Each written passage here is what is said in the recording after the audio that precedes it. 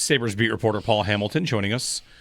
His appearance brought to you by Relax Honda. Relax, we got this. Paul, good morning. Happy July 15th. When we're getting you on in July, something happened, right? Yeah, I was actually up when you guys got there today, so which is very, very rare. So, I did a sleep study last night. So just as I had about 50 wires hooked up to me is when this came down. All right. And you couldn't sleep. You were so excited. It is hard to sleep with a bunch of wires around your neck and all over the place, and but you make do with it. Yeah, I believe it.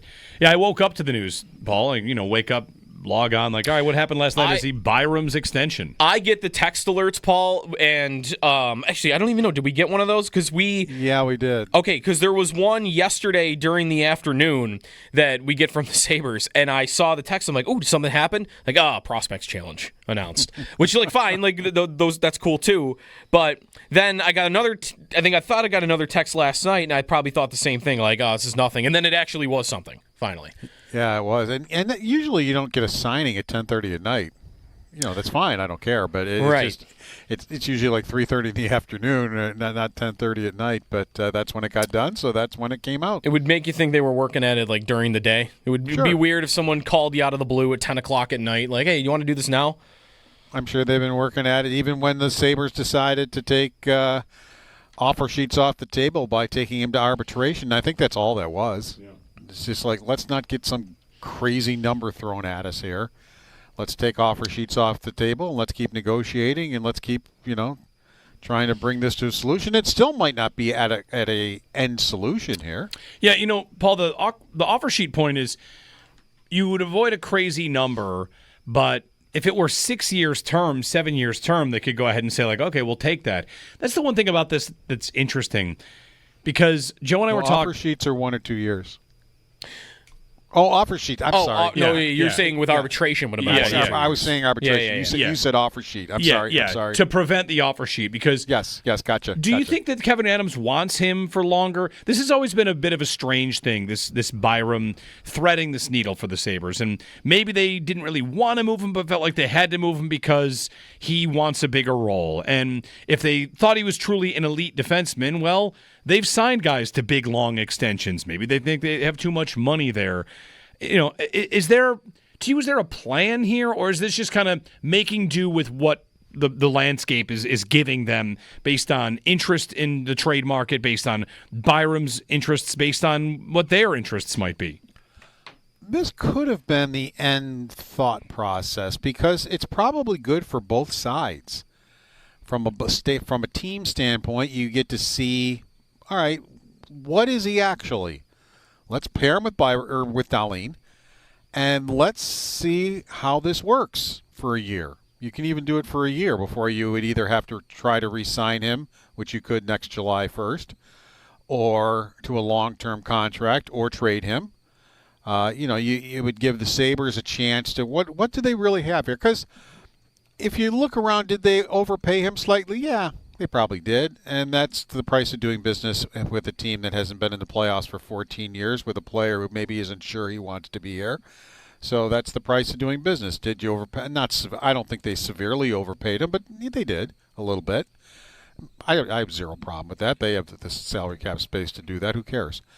And, from Byram's standpoint, it's like, all right, you keep trying to convince me that you are headed in the right direction here and you're doing the right things to make this a good team.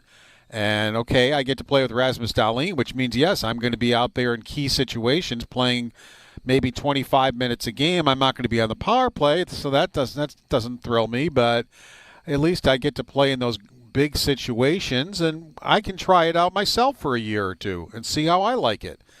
See if this is a team that's serious about getting better. If this is a team that's serious about making the playoffs. Is this a team that's serious about winning? So it gives him a chance to give it a short look, a little bit more of a look, to see if he wants to be part of it or if really he doesn't. Yeah. All right, so how does it round out? Does it make them complete as a defense corps? I mean, forward, they, of course, make the trade for Peterka to send him out and get Kesselring back on the defense corps. Does this look like a good blue line to you now that Byram is staying? It does. And put Samuelsson on a third pair, which probably makes him better. He can play first pair when he's on his game, but the problem is how often is he on his game? And that's, he's very, very inconsistent right now, and I think injuries have a big part of that. I think injuries have taken their toll on him. I've said it before, and I'll say it again. I don't know how he recovers in the locker room from what happened, because it's not the first time he's just stood around when people get hit and doesn't participate. And he, with the Thompson thing, and Thompson has said now publicly that, he wasn't real pleased about all that, but also said it's in the past. Mm-hmm. And they're past it, and it'll never happen. He believes it'll never happen again. So, I always wonder, how does a guy in the locker room recover from that, with your teammates? So, but still, I think he's going to be a better defenseman playing on a third pair than maybe he would be playing with Dahlin if Byram gets traded, which still could happen. Because Samuelsson can definitely play first pair if he's Samuelsson, but he's not Samuelsson enough, and that's the problem. Yeah. Wasn't there a moment, too, Paul, late in the year against Detroit where, I'm trying to remember, I thought Byram, who's got the concussion history, was getting either attacked or maybe he was just fighting straight up some guy that wasn't even in the NHL, he had just made his debut, basically, and nobody, except for maybe Benson, was trying to get in there. Does any of that ring a bell with Byram? Benson got in there. Samuelsson did kind of get into a few scrums after that Thompson thing, but he also didn't. He might have been one of them that didn't in that situation you brought up, because it hit me right away. It's like, here he is standing there again. Yep, that's and not jumping in. I honestly can't remember if it was that particular scrum, but it did happen again afterwards. I do know that for sure. I'm watching it back again. You're right. It's another one of these scrums where Benson's trying to get in, and a couple of Byram's trying to get in, and Samuelson's kind of on the outskirts, just not really whatever. I saw Cousins do that in Ottawa. It was a big scrum. Everybody's in except Cousins, who was leaning up against the boards in front of the bench. And I'm thinking, man, that's a long ways from when he first came in the league before he got popped in that fight. That I'm not saying it will definitely ruin his career, but getting popped in that fight may have ruined his career. Paul Hamilton on the Western Hotline. Paul, one thing about the Byram contract, if this deal's done, and if they're not going to trade him, I don't know that ends the offseason, but it really ends the two big questions, right? We came in, maybe three, Peterka, Byram, the 9th pick. And past that, it's all kind of over. So can you even think of anything else that could be done from here? Acquiring a player, adding something in, or do you think that this is pretty much the team they're going to go with? It's probably for them the team they're going to go with, but I would say it's the third year in a row then that you don't get a top 6 forward, which you desperately need, and now you need 2 of them because you've created the hole with the trade that you made. I think you did better. You filled other holes, which is great, but you did create another one, and you know how I feel about $6 million in cap space, which will be about what it is, probably a little bit under that when Timmins signs. And I don't care. Until somebody can show me that they turned down a player because of money, because they would refuse to spend the money, I don't think $5 million in salary cap space is that big a deal. I'm not the person who sits there and stomps his feet and said it'll be an embarrassment if they don't spend that $5 million or whatever. Go get a player. Go fill the holes on your roster. I'm not worried about $5 million in salary cap space. I'm worried that now for the third year in a row you have not gotten a top 6 forward. However, it is you could get one. And I will always say I know it's hard. I get you haven't made the playoffs in 14 years. I guess you're on everybody's no trade list. It's still your job to get it done. Yeah. You got to find a way. You got to find a way no matter how hard that it is. Mm-hmm. And he has not been able to do that. And that has nothing to do with $5 million in cap space or anything else, because let's be honest, at the end of the day, it has nothing to do with a top 6 forward. Or, it does have to do with playing better defense so you don't have the same types of chances on your goaltender. But at the end of the day, they got to get saves, which they did not get last year. And if their goaltending is not any better and they don't get saves, I don't care if they get a top 6 forward. I don't care what it is. If you're not getting saves at the big time, you're not going anywhere. So to me, that's the biggest thing. Where is your goaltender going to be as far as making big saves for you when things do break down? Because even though your defense, I think, is considerably better, there's still going to be breakdowns, and your goaltender is going to have to bail you out. And good teams, I mean, how did the Florida Panthers win their last 2 Stanley Cups? They weren't perfect all the time. Their goaltender had to make some huge saves for them all the way through the playoffs to get through. That's how you win. So through everything we talk about, and top 6 forward or defenseman or Byram or trades or free agency or whatever, if they don't get big saves from their goaltender, they're nowhere. Paul Hamilton. Paul, as we kind of zoom out on this, like you said, it might be tough. The job is, of course, to ice the best team you can to make the playoffs. And I don't know if Kevin Adams has any sort of missive to make it or else. But the offseason, the way that it's gone, and if this is pretty much the team they're going to field, they could improve. I understand how they could get better.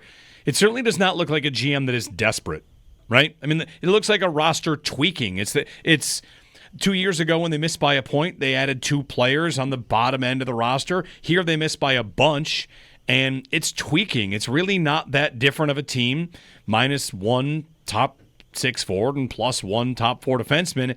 There does not seem to be a lot of desperation, and maybe that's the feeling that I would have about this, is that I want to see them try and go for something, and while they can improve, it does not look desperate at all. Well, reports say they wanted Dobson, but he wouldn't sign long-term here, so that didn't work. How about Ehlers? I would be shocked if they weren't at least trying to get in on that. Ehlers turned him down last year. He wouldn't sign. He wouldn't sign a long-term deal. So, and then he didn't wind up getting traded. But so those are types of things that that they were in on. They were trying to do, but again, they keep being turned away because they haven't made the playoffs in 14 years. But again, you have to find a way. Right. You just have to find a way. That is your job. If you keep getting turned away by good players, well then, okay, but you still gotta get better, and you still gotta, So I would say I might disagree with that a little. That they did try to be desperate and maybe get in on a Dobson or get in on an Ehlers, but they get turned down. But they can't figure out how to make it work. Well, here's what I would say to that, which of course, that's a fair point. My point would be, at some point they have to accept that that's not going to happen and trade for that guy anyway. You're going to have to do it. It's my analogy I made a couple weeks ago. It's like paying a country club's initiation fee. You got to pay to get in. No one wants to join you because you're not making the playoffs. You have to do whatever you can to actually get in. And then maybe Dobson in a year where you have a good year, or a guy like Ehlers. Yes. Hey, turns out I will sign now that I've seen something going well here. They have to be willing to do that, and that they're unwilling to do that, I don't think that's an excuse anymore. No, they had no problem getting players here when Briere and Drury were here.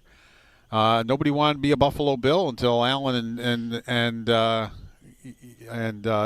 head coach shows up, and now all of a sudden everybody wants to be a Buffalo Bill, but they didn't want to be one when he hadn't been in the playoffs for 17 years. But you have to find a way to be able to get that. You can trade for players who aren't eligible to have no trades. I mean, you can do that. And that's what you have to do, basically, is find a player that will help your top 6, that can't pull a no-trade on you, that has to come if you trade for him, and that's how you do it. That's how you get that player in here. Until you get to the point that you're talking about, where you are a destination, where players say, hey, this is an up-and-coming team. I want to be a part of that. And that's, to me, how you do it.